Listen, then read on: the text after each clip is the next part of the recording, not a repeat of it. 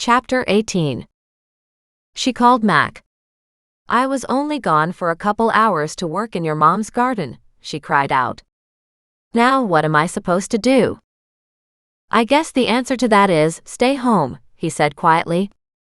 "But I'm not sure that's a great answer, depending on who is doing this. Do you still have my intruder locked up?" "No," he said heavily. "He was released on bail this morning." She froze. "Why didn't you forewarn me?"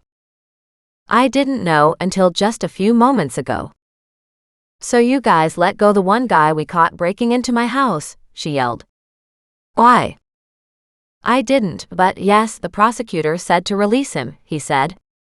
"Of course, if we can prove he was the one at your house this morning or 2 nights ago," Mac said, "no way would he get out of jail again. The legal system is so broken." She sat down on the couch. "This is really sad." "It is. You need to make sure nothing is missing."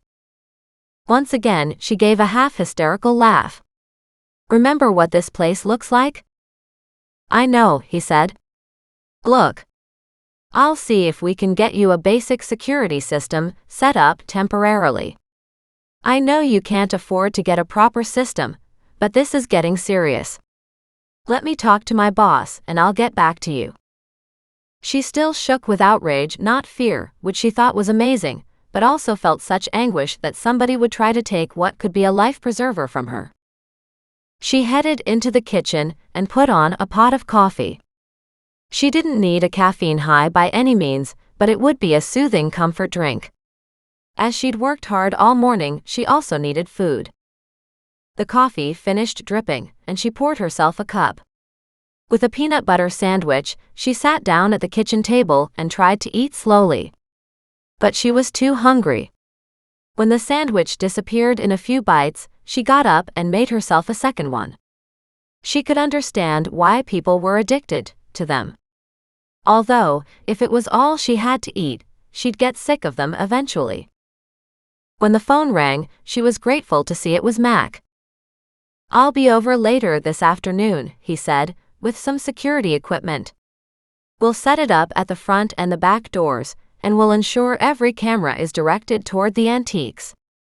I'll bring a team to canvass your neighbors, seeing as your latest intruder was there in broad daylight, but also to gather and to process fingerprints found on the chair, the doorknobs, the hutch." "Thank you. And thank your boss for me." He chuckled. "I'll explain how to use the security system when I get there." With that, she had to be satisfied. At this point, she was bound and determined to document everything else on this floor. She figured the basement door was behind that massive hutch in the living room. But the basement was a project for another day. She had more than enough to keep her busy for a long time yet. After taking more photos of hopefully every little thing in the living room, she felt it was time for a cup of tea. But then Mac drove up. She opened the front door and beamed at him. "Thank you very much for helping out. I think the boss figured maybe we should, since you've helped us so much." She was delighted with that answer, ushering in the men. Apparently Mac, with his big grin, thought it was a good one too. He pointed to a tall, skinny man beside him. "This is David. He'll help me install this." Mac pointed to the other 2 guys, dispersing in her living room. "Those are some of my forensic guys, who will gather fingerprints." "Perfect," she said, reaching out to shake David's hand. "Thank you all very much," she said, including the 2 fingerprint guys already at work. David just gave her a sideways grin. "No problem, ma'am." She backed away. "I'll put on some coffee for you." She went into the kitchen, almost skipping. With the coffee on, she stood in the kitchen living room doorway and watched as 2 men dusted for prints while Mac and David set up cameras and her temporary alarm system. "Is this something I will control or you guys?" They didn't answer. When they started swearing, she realized something was not working out. She tiptoed back into the kitchen, whispering to Muggs, "We should leave them alone." Thaddeus had different ideas. He continued pacing the floor around the men, generally getting in the way. Exasperated, Mac turned to Doreen. "Get Thaddeus out of here, will you? Thaddeus, come on. Come over here and leave the men alone." But Thaddeus just cocked his head and shot a gimlet look her way. She sighed and walked into the living room. "These men are having some trouble. Just leave them be." She squatted and picked him up just as David swore. "God damn it," he said. Instantly Thaddeus repeated, "God damn it. God damn it. God damn it." And he preened, as if perfectly delighted to have a new phrase. She groaned. "David, if you don't mind." He looked up, horrified at the bird waiting for him to open his mouth and to potentially give him another choice of words. "I had no idea he would do something like that," David said. "Nobody does," Mac said. "He is the damnedest bird." "Damnedest bird. Damnedest bird," Thaddeus said. And then, as if realizing how irritating he was, he cackled with a roaring laughter. Everybody stopped and stared at him. She shook her head. "He's demented." "Nothing I can do about it," she said. "Except you could take him away," Mac said dryly. That sounded like an order. With Thaddeus on her arm, she backed into the kitchen and sat down with her laptop. Because David and 2 more policemen were here with Mac, she wouldn't pester him with questions about the other cases they were working on. But she had a lot of notes and questions herself that she needed to work on. And the biggest one was, who was Josh Huberts, the grandson of the handyman Henry Huberts? He and Celeste had been arguing at the gardening store, but that didn't mean he was a murderer. Now that he was dead, Doreen wanted to know who had killed him, or had he really killed himself? She wondered about why somebody would take their own life. If you had just killed the woman you loved, in a fit of rage or a bout of temporary insanity, and immediately afterward realized you would spend the rest of your life in prison for that one fatal second of action, then maybe it made sense. But only if his suicide was just as motivated and just as reactive, as in the seconds following Celeste's murder. Not that Doreen would ever do something like that, but she had thought that killing some people at various times in her life might be a nice and permanent answer to some problems. She just wasn't the kind to go through with it. She researched the grandson's past, hoping that maybe, just maybe, something would pop up. But not very much was out there on him. He had kept a fairly low profile. She wondered and worried, and then thought about the family planning center. Maybe the choice to place Celeste's body there wasn't directed against the center itself. Maybe it was more against the people running it. As she researched that angle, she realized that the owner of the center, Cecily Bingham, was the sister of the dead woman, Celeste Bingham. Doreen just loved small towns. Everybody was related to everybody else. Surely Mac already knew about that familial tie, right? He wouldn't dismiss this connection so casually, unless the higher-ups were tying his hands. She shook her head at the legal system that could leap at a murder-suicide solution so quickly, just to supposedly solve a crime.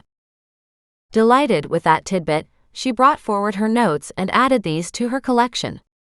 Maybe Huberts had a problem with Cecily. Then Doreen searched online for information on Josh and Celeste.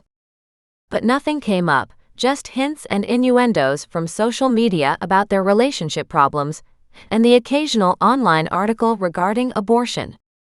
Seems Josh was against abortions, whereas both sisters were advocates. The older sister, Celeste, was mentioned in many articles as she rose to prominence as a businesswoman. Cecily was often mentioned as an activist. "Now what are you working on?" Mac asked as he walked toward her with a mess of electronics in his hands. He pointed to the kitchen door. "We'll set up another one here." She beamed in delight. "I guess I should mention the garage door. It's not locked, but it doesn't open either. The door is jammed shut and probably has been for years." He looked at her. "I keep forgetting about the garage." She nodded. I do too. For one, you can't even get in there, it's so damn full. And for another, the garage door into the house has been behind boxes of crap, so I don't think anybody could get in or out that way. He walked over to the far side of the dining room, which met up with the storage area off the kitchen where the washer and dryer were. By wiggling through the stacks of boxes there, he tried to open that door. It wouldn't budge. He shrugged. Well, I presume they're not coming in from there. I can't even get any of the garage doors open, she said. I asked Nan about it, but I never did get an answer. She kinda brushed it off. He stared at her. She nodded grimly. I know. Do you ever think a deep, dark secret could be in there? David chuckled. Nan has been collecting crap since forever. I'm not sure I'd call her a hoarder. As you look around this place, there's lots of room to sit. It's clean, although it's crowded. Yeah, you haven't seen the inside of that garage though, Mac said. There is another door on the other side of the garage. I looked in the window one time, but stuff was piled so high that I could barely even see past the window itself. Maybe we should check if it's still that way, she said. He looked at her in surprise. Have you seriously never been in there? She shook her head. No, because, like you, I couldn't get in and I couldn't see in. I've got enough to deal with on the inside of the house. I'm still working my way through her closet, for crying out loud. I'm only about 10%, maybe 15% through it. At least she enjoyed her life, David said. At least she is enjoying her life, Doreen corrected. My grandmother is happy and healthy, living at Rosemore Manor. He nodded. I've seen her there. My grandmother is in there too. She says Nan keeps things lively. Oh, I can imagine, Doreen said. She's a constant source of entertainment for everyone. She didn't want to discuss the garage at the moment. She motioned at the kitchen door. Are you doing the install now, or do you want coffee first? She wanted to distract them because she had looked in that side door. The fact of the matter was, it looked like junk upon junk upon junk had been amassed in the garage. Cleaning that out would take more effort than she had at the moment. That it was also possibly jam-packed with antiques filled her with excitement, but she had more than enough trouble dealing with the antiques she had already had appraised. She poured coffee for the two men, the other men gone already, and handed them cups while they discussed how to set up the second set of alarms. As she listened to them, her phone rang. It was the appraiser. I've got the photos forwarded to Christie's, he said. They should be in touch with me over the next day or so. I just wanted to give you that update. She grinned when she got off the phone. Mac cocked his head in question. She shrugged. The appraiser just gave me an update, that's all, she said smoothly. She gave David a half glance. David works with me at the station, Mac said. We're hardly here to steal your stuff. You could probably steal a ton of stuff that would make me quite happy, she said. And save me paying for dump runs. David nodded. We had lots of dump runs at my grandmother's house too. But nothing was valuable in all her junk. She was one of those who liked to collect things. Dolls, garden gnomes, those little traveling spoons. I think by the time we were done, we found over 94 garden gnomes. Oh, those would have been adorable to add to gardens, Doreen cried out. What did you end up doing with them? Max sighed. What he did was, he asked everybody if they wanted one or two, and they came to his grandmother's house and were allowed to pick up 2 each. I love that, she said. Spreading the joy around. I was thinking more about spreading the junk around and not having to dispose of them myself, David said, laughing. But I think people enjoyed their gnomes. Absolutely, she said. What's your grandmother's name? Sheila. Sheila Monterey. I've seen some stuck in the corners here and there. I guess Nan intended them for the gardens once they were cleaned up. I'll have to remember to ask Nan whether any of the gnomes she has here came from Sheila's place. I doubt it. At the time, I think Nan was collecting a few more of them, and my grandmother was very much of the opinion that Nan already had enough. It's almost like people thought she did have a hoarding problem, Doreen said. When I came into the house, it never occurred to me. And honestly, it still doesn't seem like anything close to a hoarder's house. Although the basement and garage are probably full of junk. It looks that way, Mac said. Let's deal with the inside of the house. Then we'll deal with the rest. Good plan. She glanced around the kitchen. How much longer do you think you'll be? Why? Trying to get rid of me already? Mac asked. As the ding of the arrival of an email sounded, she chuckled and walked over to her laptop to check her inbox. It was from Oceanic with the Okanagan Lake surveys. She raised her eyebrows as she read. Oh good. Oh good what? Mac asked suspiciously. She shrugged. Nothing. Just a little hobby of mine. Your hobbies tend to get me in trouble, Mac said. Actually, they tend to get you accolades. She clicked on the email and looked at all the attachments. She had specifically laid out the area she was interested in. We're in a dry season currently, right? And the water is likely to get much lower when we hit summertime, correct? I'm not sure what water you're talking about, David said, but if you're talking about Okanagan Lake, then yes. It's likely to drop another couple of feet, if not more. Unfortunately, the city made a mistake earlier this year and let out too much water from the dikes, so the water levels will be low, and we'll be conserving water soon. It's already happening, Mac said. People are only allowed to water their gardens 2 days a week, and that'll stop too if the water supply drops any lower. We haven't had any rain in 30 days, so we're definitely heading into a drought. I guess all kinds of things must come up when the lake drops. To a certain extent, yes. Mac turned to study her curiously. Where are you going with that idea? She shrugged. Maybe nowhere. Any new leads on the poor woman in the Carnations? He shrugged. Read the newspapers. That'll tell you. Ha, she said. The reporters are always trying to get the story out of me. Are they still bothering you? He turned and asked. She shook her head. No. They don't know I'm the one who found her, so that's all good. You do have the darndest luck tripping over bodies, don't you? David asked with a smile. The men stepped back from their handiwork. It didn't take very long to do the back door. She was surprised at how efficient they were on the second door. Mac showed her how to work the remote for turning it on. He then opened the back door, a horrible shriek going off. He shut it off immediately, but Thaddeus still squawked in pain, and Goliath was nowhere around. Muggs barked like crazy. She crouched to hug Muggs.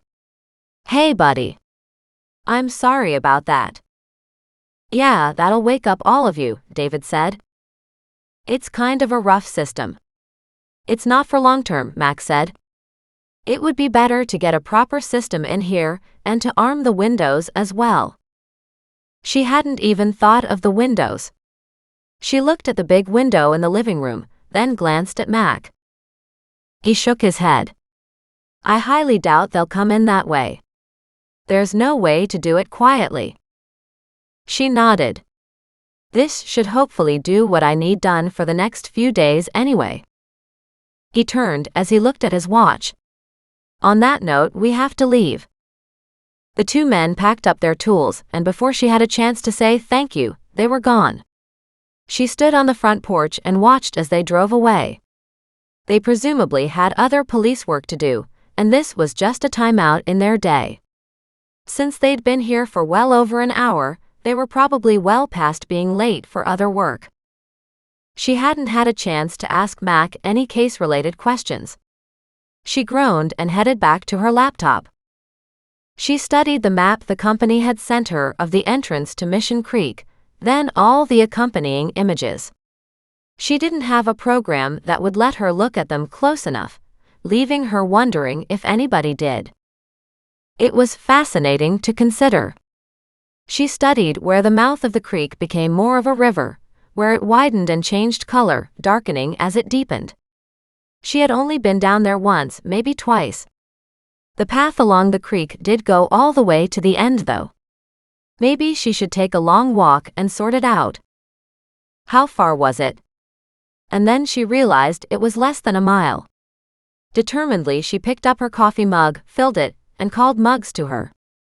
Goliath looked at her. Do you want to come too? She looked twice at the alarm panel and talked herself out of setting it. After all, they were only going 1 mile away. 1 mile there. 1 mile back. How long could that take? Plus, with Mac's presence here again, surely the intruder wouldn't come again today in broad daylight. Would he? With Thaddeus on her shoulder, she headed out into the backyard, Goliath walking beside them. He sauntered with a nonchalance that made her smile. Muggs, on the other hand, sniffed everything, overjoyed to be outside. Thaddeus even seemed to enjoy the outing as he ruffled his feathers and chirped on her shoulder. Now you sound like a normal bird, she said, chuckling. He leaned over and brushed her cheek with his beak. She loved it when he did that. She hadn't considered birds to be affectionate, but this one definitely was. It was a beautiful walk. They passed the cul-de-sac in the path they normally took to get to Nan's. Goliath and Muggs both thought they were heading that way, but she kept going. The creek widened and became a lazy rolling stream of water. It was beautiful. The spring water runoff had definitely come and gone. Now the river level was much lower. She understood it would get lower yet. But she didn't know how low, considering the lake was already down from its normal level. She kept walking, enjoying being outside, loving the birds and the trees blowing gently in the wind. She had a good 6-foot wide walkway to lead her. At this point, it was a public walking path. Houses on one side were fenced for privacy. Then she reached a crossroad with a bridge. The path went underneath. She stayed on the path and, of course, private property was on one side, but on the other side she walked alongside the water. Eventually, she came to where the river dumped into the lake. She smiled. Muggs was having the time of his life. Goliath, on the other hand, was still walking, as if this was too much bother. She stopped, realizing just how very empty the area was. She really enjoyed being in a small town again. Kelowna was a step back in time. She knew both sides of the river were slated for big developments, but they planned to leave a boardwalk in place for the foot traffic. She proceeded to the point, then realized she was trespassing because it was now private property. She frowned and walked into the riverbed. She didn't like people trespassing on her place, so she didn't intend to here. It was just hard to know where one property started and another stopped. The corner was definitely the prime place, but a huge sandbar was down here too. She stood on it, amazed. How big did this sandbar actually get in times of extreme drought? An old man at the corner looked at her. She walked over and said, "Sorry. Am I trespassing here too?" He shook his head. "My property ends along the waterline. That sandbar has been around for a long time, but with the low water levels, it's huge this year," he admitted. "Was it here all the time, like 30 years ago?" "It looks like it would stop anything coming down the river from getting past here," she said. "I can't imagine the amount of debris that's built up on the riverside of this sandbar." "Oh, that's because the river has filled in so much," he said. 30 years ago, we used to have sailboats and motorboats up and down this river all the time. But the rocks came down from the mountaintops and slowly filled in this river. It used to be a huge wide basin here. Couldn't touch bottom. We'd be boating all year round. Now with the whole thing filled in with rocks, boats can't be used here." Oh, she said in a crestfallen voice. Well, that shoots that theory. Why? What are you talking about? I was just wondering if a vehicle could have been washed away in the heavy spring runoff water or a flash flood some 29 years ago, she said. If it could have been washed down here, would it now be buried? During that ugly flood we had 29 years ago, a truck or a car could certainly have been washed down here, and chances are we would never have seen it. It would have sunk another couple 100 yards out. When the fast-moving water hits the wall of non-moving lake water, it slows down quickly and drops any debris it carried downriver just offshore where the lake bottom drops off. The sand follows the same pattern, he said. So, 100 yards past, that's where it would be. Does anybody ever come here to look for missing vehicles? She asked. He frowned at her. You know, I'm not so sure they have. Not in the 30 years I've been here. But if they didn't look right away, I imagine it would sink deep enough and fast enough that nobody would ever know. And how would someone go down there and look? He frowned at her. Do you have a particular reason for asking? She made a wry face. I'm working on a theory that a man and a boy in a truck that went missing 29 years ago might very well have been caught up in the floods and are lying at the bottom of the lake here. His eyebrows shot up. You're talking about Gunderson's grandson Paul, aren't you? She shrugged. The story intrigued me.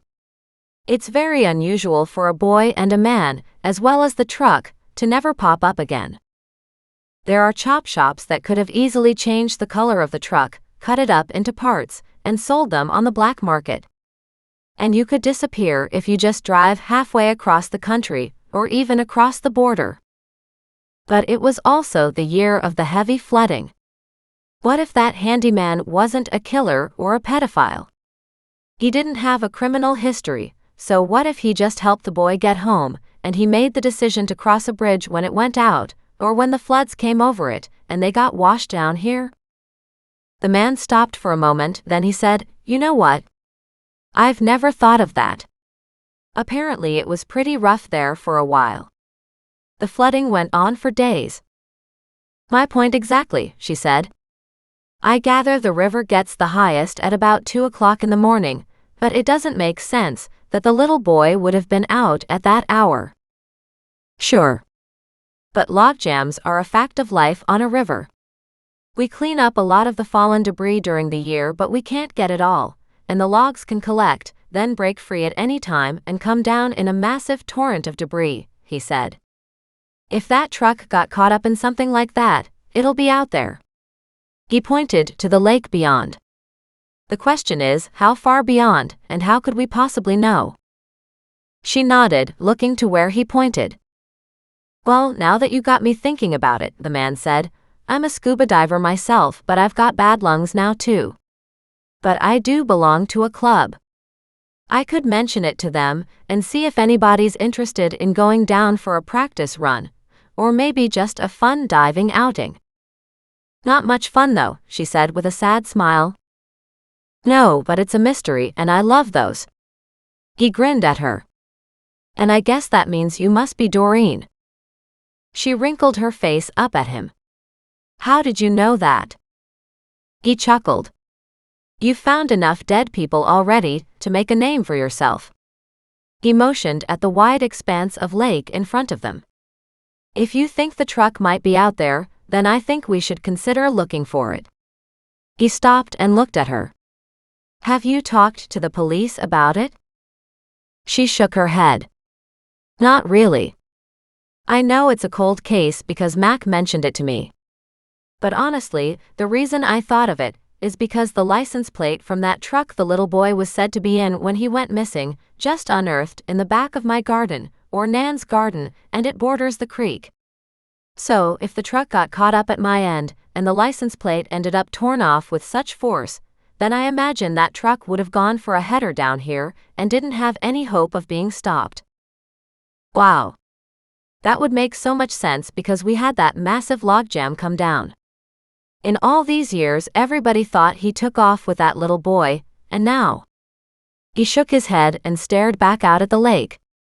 I never once considered that maybe he got caught up in that logjam. But it makes sense. What kind of person was Henry? He was a good guy, the neighbor said. I would have sworn by him back then, but everybody had so much bad to say. Once the little boy was known to have been picked up in his truck.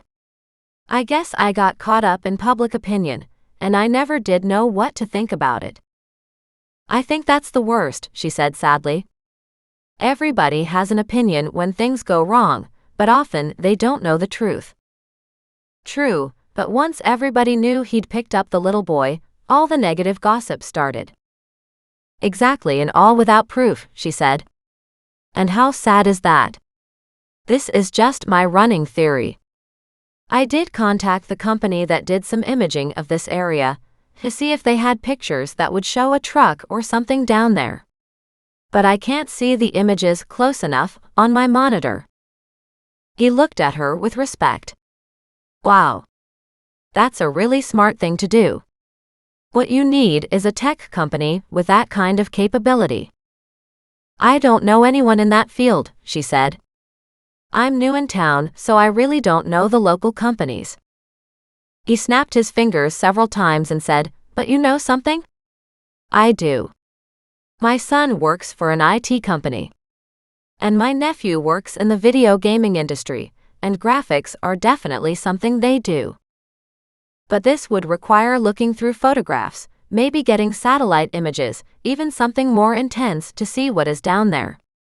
I understand it's very deep and, like you said, filled with mountain rocks. I don't know of anything that would show us exactly what's down there. No, you're probably right, he said. The best thing would be to search ourselves. And if that one truck is there, how do we know there aren't half a dozen more down there? I figured because the water was so low this year and getting lower, that maybe now would be the best time to see what exactly is down there. I like it, he announced. And I like you. You're an out-of-the-box thinker. And that's a good thing. She laughed. The only reason I thought of it is because Thaddeus here, she pointed to the bird on her shoulder, found the license plate in my backyard. The man looked with interest at Thaddeus, who had been quiet up until now. Thaddeus rose up on his feet, flapped his wings, and said, Thaddeus here. Good day. The old man chuckled, reached out, and gently rubbed a finger down the bird's breast. Nathan here. Nice to meet you, Thaddeus. He looked down at the menagerie, at her feet. I understand these guys go with you everywhere. They've become family, she said with a smile. This is Muggs. She rattled his leash and Muggs sat down and raised a paw. Enchanted, the neighbor dropped down, picked up the paw. Nice to meet you, Mr. Muggs. She didn't correct him on the name. Goliath, not to be left out, sauntered between Muggs and Nathan to get a pat too. When Nathan finally straightened, he was enthralled with the critters. I think you're a heck of a good addition to the town. I'm glad you think so, Doreen said, because I'm not sure anybody else does. It's been kind of crazy getting used to being in town, and then with so many issues popping up right away. Nope. That's a good thing. Those poor people needed to be found. And if it took somebody like you from out of town to do it, well then, so be it. He turned to face the lake.